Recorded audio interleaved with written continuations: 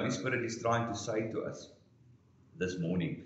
We're firstly gonna share from Luke, and we're gonna read from Luke 24, verse 1 to 12. If anyone there is Bibles, if you want, this is New King James. I think those are good news, but you're welcome to read in the Word as well. Now, on the first day of the week, very early in the morning, they and certain other women with them came to the tomb, bringing the spices which they had prepared. But they found the stone rolled away from the tomb. Then they went in and did not find the body of the Lord Jesus. And it happened, as they were greatly perplexed about this, that behold, two men stood by them in shining garments. Then, as they were afraid and bowed their faces to the earth, they said to them, "Why do you seek the living among the dead? He is not here, but he is risen. Remember how he spoke to you when he was still in Galilee, saying, the Son of Man must be delivered into the hands of sinful men and be crucified, and the third day rise again." And they remembered his words. Then they returned from the tomb and told all these things to the 11 and to all the rest. It was Mary Magdalene, Johanna, Mary the mother of James, and the other women with them, who told these things to the apostles. And the word seemed to them like idle tales, and they did not believe them. But Peter arose and ran to the tomb and stooped down. He saw the linen cloth laying by themselves, and he departed, marveling to himself at what had happened. Until thus far. So this morning, we're going to talk about the tomb and what the empty tomb still speaks. If we look at the empty tomb, what does it mean? He's risen. He's not there anymore. You know, and as I was preparing, I heard Holy Spirit say to me, Mary and them came to mourn. They came to cry. They came to anoint his body. And what happened? They left there rejoicing because he's not dead. He's alive. See, today is not just another day on the calendar or a Sunday. Today is the day that everything changed. The day death died. The day hope woke up. And the day heaven shouted, "It is finished." It is finished. You see, the best part is that the tomb unto today still empty. Didn't go back into the tomb. Which means our hearts can be full of love, joy, and freedom. You see, I've been speaking the last couple of weeks on we created in God's image. We spoke about the soul, spirit, and the body. We spoke about deliverance in the spirit and how we need to get delivered, how we need to get saved through salvation. We spoke about healing and we need to get healed. And we always look back at the cross. Okay, and that's where my thinking comes from and what Holy Spirit speaks to me this morning. We permanently go to the cross. It's not the cross where we get healing. He has risen, the empty tomb. Because that power, you know, I spoke about the dunamis power of God. That dynamic, that dynamite power of God. He says in the Word of God, says that power that rose Jesus from the dead is the power that works in you and us. So yes, Jesus died on the cross, but he also rose. He didn't stay dead. He didn't stay there in the tomb. He got out of the tomb. So let's pray this morning. Holy Spirit, we welcome you. We ask that you stir our faith, raise the broken, restore the weary, and let resurrection power flow through this place this morning. In Jesus' name, amen. So the first thing is, what the resurrection power proves? The first thing is, Jesus is who he said he is. John 11 verse 20 says, "I am the resurrection and the life." He didn't say I'm the resurrection and half dood name. I'm the life. He didn't say he bring resurrection. He says he is the resurrection. So he doesn't bring it, he is it. Many died claiming to know the way, but only one got up to prove he is the way, the truth, and the life. And we must remember that that's what he said he is. That's what this proof and what the resurrection this morning proves to us. The second thing it proves is the cross was enough. Romans 4 verse 25, He was delivered over death for our sins and raised for our justification.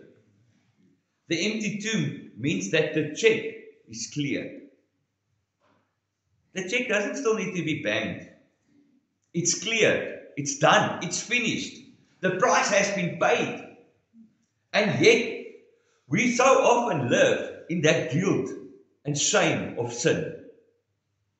And I spoke about this a lot in the last couple of weeks. And for you that haven't heard it, I want to share to you this morning that why do we condemn and stay condemned and stay at this cross, at the cross and the sadness and because that, He has overcome that. He went into the tomb, He rose from the tomb, and I'm not saying the cross is wrong. Please don't understand me wrong this morning when I say that. But understand where our position is. Our position is not there.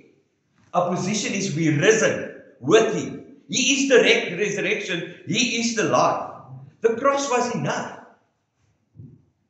There's no more guilt. No more striving. Our debt is paid in full. And I said to someone, we so often, in the week I said, we so often look at our sins and we keep on looking at our past sins over and over. And we confess our sins and we trust. God says, if we confess our sins, He forgive us all our trespasses. And I prayed for someone on Thursday evening and I said, God removes our sins as far as the east is from the west. He says He will throw them in the deeps of the ocean. Why do we constantly think and remind ourselves of our past sins? God doesn't want us to live a life that's condemned the whole time. Because that keeps you from freedom. That keeps you from that empty tomb. That risen is risen. That resurrection. That keeps you from it. It keeps you bound. We spoke about deliverance. I said that anything that happens like that, it keeps you bound. And it's like you can't live a free life. And we want to live a free life. We want to have joy. And I read this morning, and I actually wanted to sing that song in Stella this morning, but Philippians 4 verse 4 says, Verbly julle altyd in die Here. Rejoice. I repeat, rejoice always in the Lord. Rejoice. He doesn't say be sad. He doesn't say that we need to stay bound. He doesn't say that we need to stay in that tomb. He doesn't want us to stay there. The third thing that it proves is that death is not final. 1 Corinthians 15 verse 55, O death, where is your sting? See, death is now a doorway, not a destination. But we can only say that if we are saved and we've gone through salvation. We accepted the Lord Jesus as our Lord and Savior. That's the only time that death becomes a doorway and not a destination. So my question this morning, and I have to ask this morning, that if you die today, where will you open your eyes? I have to ask that this morning. Where will you open your eyes? Have you gotten a time where you've accepted the Lord Jesus Christ as your Savior? When I was a young man, I gave my life to the Lord very early, and I always said to people that I struggled a lot with that sekerheid, to know for sure. And I've given my life to the Lord so many times, and it's okay. Okay, because I need to confess the Lord. But there comes a day where you realize that you don't just need a Savior, but you need a Lord as well. And that's when you surrender totally to God. So this morning, I'm asking you, has the resurrection power happened in your life? If resurrection is just something we believe, we've missed it. So if this morning is just something we believe, we so often, and that's why I'm pointing back to the cross, we so often, when we look at Easter, when we look at anything, it's always the cross. It's always the cross. It's always the cross. When we look at a church emblem, it's the cross. I understand the symbolism behind it. I get that. But we need to understand, the tomb is empty. And we need to step on from it. And we need to live in that resurrection. It's not just a doctrine.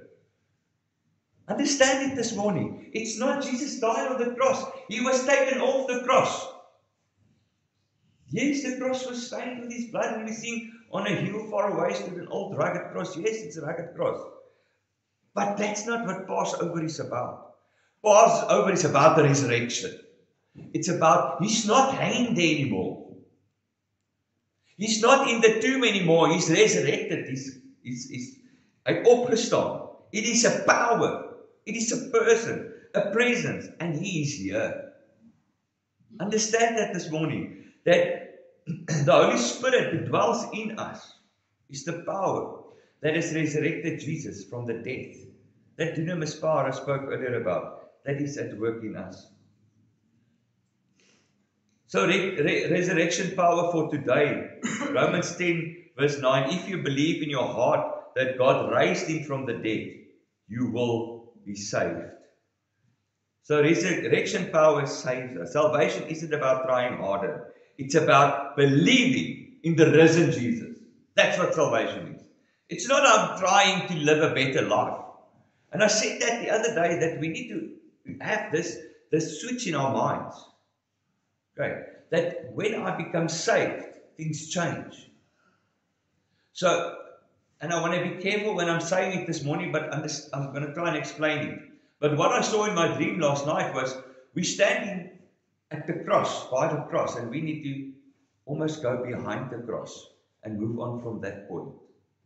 Because we tend to just stay in front of the cross, because we feel condemned for our sin. We don't understand the freedom that we need to live in. And I felt the Holy Spirit really said to me in this night, get my people to just step on from the cross. Okay. Don't get stuck there, because that's not where we're supposed to be. We're supposed to be in resurrection. So salvation isn't about trying harder. I can't try to become a Christian.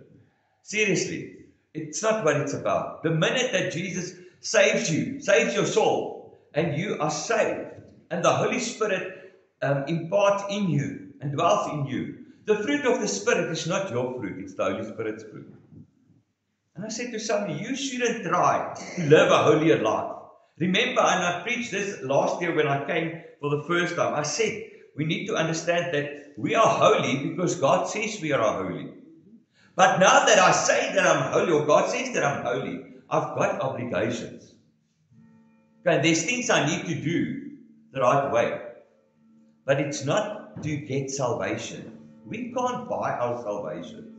We can't buy our deliverance. We can't. It's finished. It's paid for. The check is cleared. So why do we constantly live in that doubt? If you have confessed your sin, yes, of course, you must strive not to do it. But that the Holy Spirit will sort out once He's here in you. He will sort it out. He will tell you what's wrong. He will tell you, okay, it's a time. He will do that. You don't have to try harder. Okay, it's not by works. It's by faith. The resurrection power heals. Romans 8 verse 11.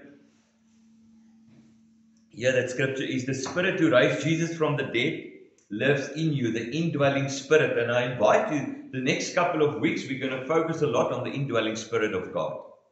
So if you want to know more, guys, that's important, check our YouTube channel. Or if you're in India, please come. We're going to talk a lot about the indwelling Spirit of God and what does that mean to us. What does it mean when the Spirit of God lives in me? That power is here right now. To touch bodies, to renew our minds, to break the chains. Resurrection power heals. Because Jesus is alive, because of the empty tomb, we get healed. Because of that, our bodies get touched, our minds get renewed, and chains are broken.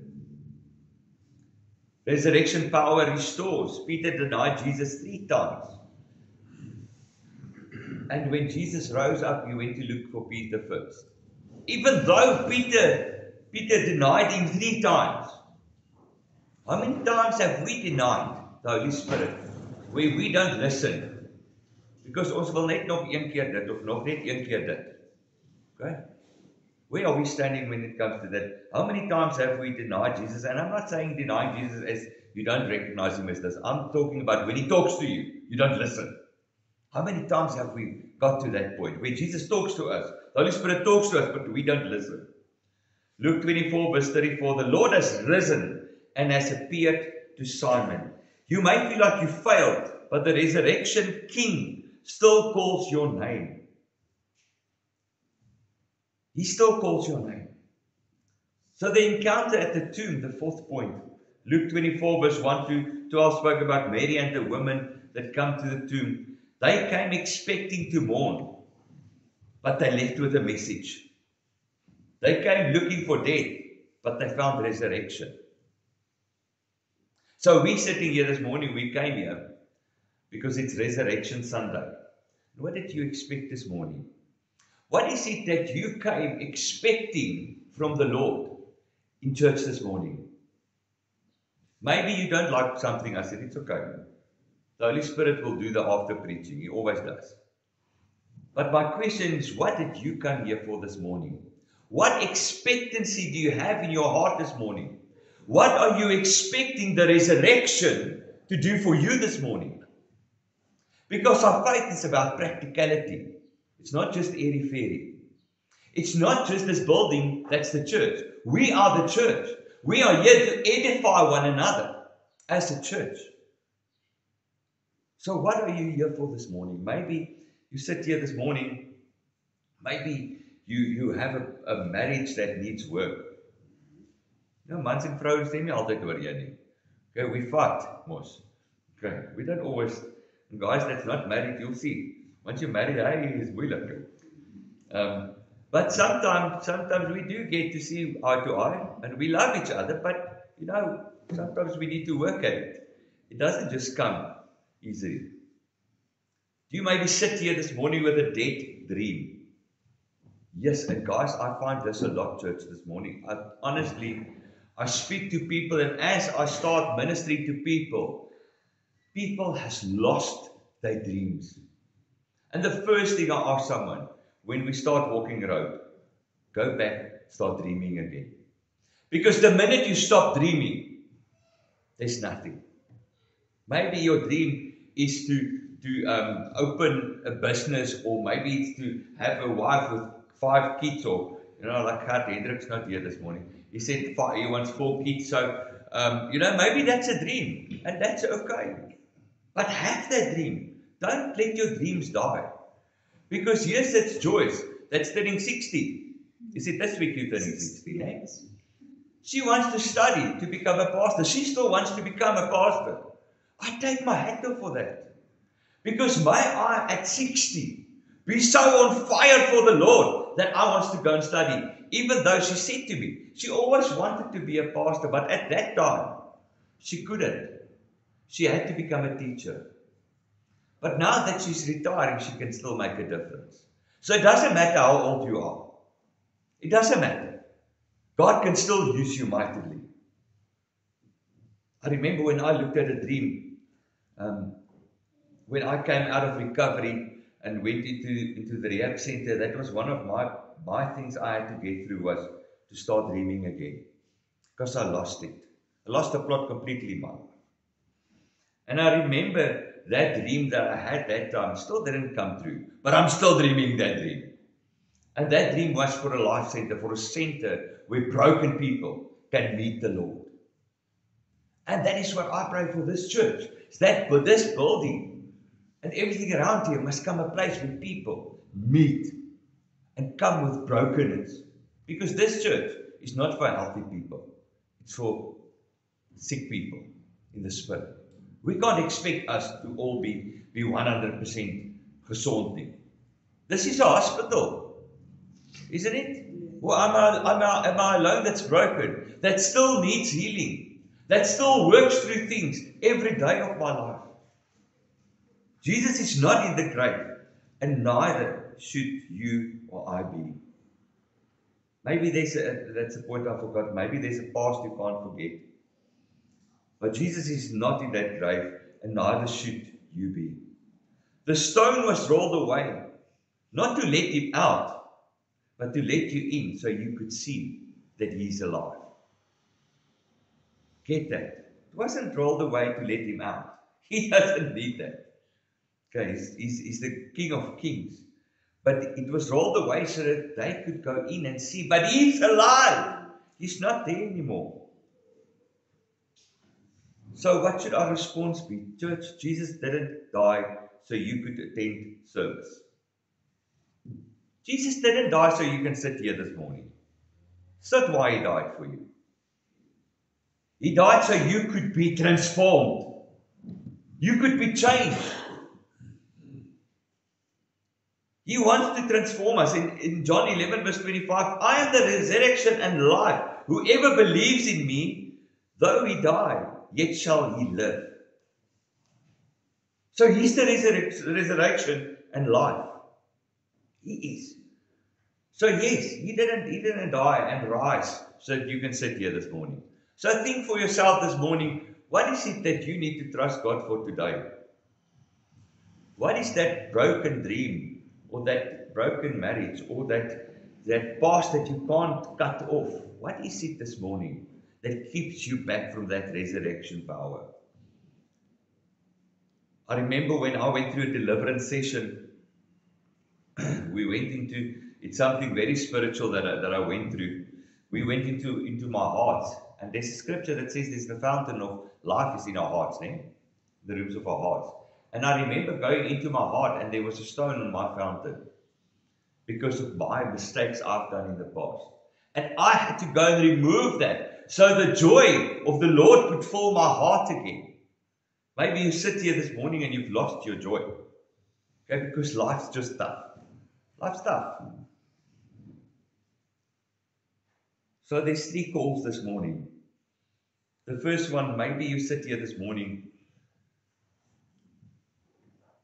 and you say, I've never made Jesus the Lord of my life. So I want to say to you this morning, today is the day to come alive. Maybe you never met him as your personal Savior. Today is the day. He has arisen from the tomb to save us, to deliver us, to heal us. And we've looked at that how many weeks now, continuously. Deliverance for the spirit, salvation for the soul, and healing for the body. If you don't know what I'm talking about, go check our YouTube channel, it's there. Number 2, restoration call. Maybe you're here and you've backslidden. You maybe walked with Jesus at some stage, but you've walked away. And maybe you can still come to church every week. It doesn't mean that you just leave church. Sometimes we sit in church and we backslidden. Because we sit here so that we feel better about ourselves. But we don't have that relationship with God. Then the third thing this morning is that the healing call for broken hearts to broken body. Resurrection power heals. So in closing, don't leave the resurrection this morning in the church. Take it to the world. Share it. This resurrection power. Speak life. Walk in the resurrection. Raise the dead places in your family. Raise your workplace into a new level and your town. And that's for me so important that we look at our town, because that's what we're trying to do, is we're trying to raise up young people and raise up people for Jesus again. A town that's dead. And I think that's why the scripture this morning was given. That the Lord will take out the stony hearts and replace it with the hearts of flesh. You know how many people are walking on these roads, in the streets? That's not there because they chose to be there. I met with a guy and I'm walking around with a gentleman that's really so hungry for the Lord. And it's not his fault that he's there. Life happened. Life happened. So sometimes life happened. It's not, can I tell you just something quickly about an addict? I just want to share that this morning. You are not on the street because you chose it. Things happened, and before you know it, you got hooked on something you didn't want to get hooked on. And you end up on the street. I know, because I was there. I didn't say to myself, I have a preconceived idea, I want to screw up my life, and I want to end up on the streets. That wasn't what I wanted. But it happened. I didn't choose it. Yes, I made a mistake to use for the first time, and it changed my life like that. But luckily, I could learn that the tomb is empty. And I don't have to be stuck there.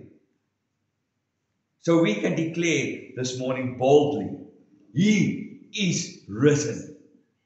He's not dead anymore. He's not on the cross anymore. He's not in the tomb anymore. He's risen. He's alive. And that's what we need to take to the world out there. We need to share this morning with someone. Even if you drive out here and you park, you go to a stop sign and there's someone by the stop sign, just say to them, Jesus is alive.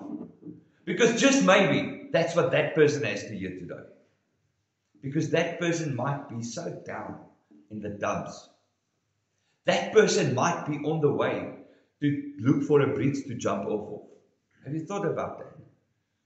That person might be on his way to buy the drugs that he's going to do an overdose of. And just your words will say, Jesus is alive. And he died for you. But he risen for you. That could change his life. So let us pray this morning. Lord, thank you this morning, Lord Jesus, that you've died on the cross for us. You went through the Via Dolorosa, and we heard that on Friday, the whole journey. You went through the Via Dolorosa and you carried the cross, and it was thorny crown and nails in your hands and feet. And you got to Golgotha and you hanged on the cross and you died. And your last word said, it is finished. They buried you, Lord Jesus, and after 3 days you rose up from the dead and you are alive to this day. And this morning we want to thank you, Lord Jesus, for your sacrifice. Even though in Gethsemane you prayed and said, Father, let this cup pass me, but not let your will, my will, but your will be done. Even though it was hard for you, you still went on. Why? So that we can see an empty tomb and know that you live. So that we can walk in that dunamis power of God, the Holy Spirit in us. That power that raised you from the dead is the power that lives in us. Lord, and show us how to live in that power. I pray this morning, Lord, for a person maybe sitting here that has not met you, that has not surrendered and given their lives to you. I pray, Lord, that you will save them this morning. Lord, somebody may be here that says, but I've met the Lord before, but I've backslidden. Or I'm not where I'm supposed to be. We pray this morning, Lord, that the resurrection power will bring them back to you. We pray for healing in bodies and minds and spirits this morning. We pray for deliverance. And Lord, we pray for a manifestation of your Holy Spirit in our lives in the next couple of weeks that's ahead. As we go to Pentecost, Lord, we pray that you will come and teach us about your indwelling Spirit. Because Jesus, when you went up, ascended to heaven, you said that you will send him to us. And he will lead us in the truth. So, Holy Spirit, we ask that you will reveal yourself to us in the next coming weeks, that we will get to know you deeper. And thank you, Lord Jesus, that you've risen. Thank you that the tomb is empty this morning and we don't have to sit and sulk, or we don't have to mourn, but we can walk out here rejoicing because you have risen. And we thank you for that this morning. And I pray, Lord, that you will bless every person here this morning and that you will anoint us in this day. Amen and amen. Let us stand as we close with that hymn. Because he lives, I can face tomorrow. Because he lives, all fear is gone. Let us stand as we sing.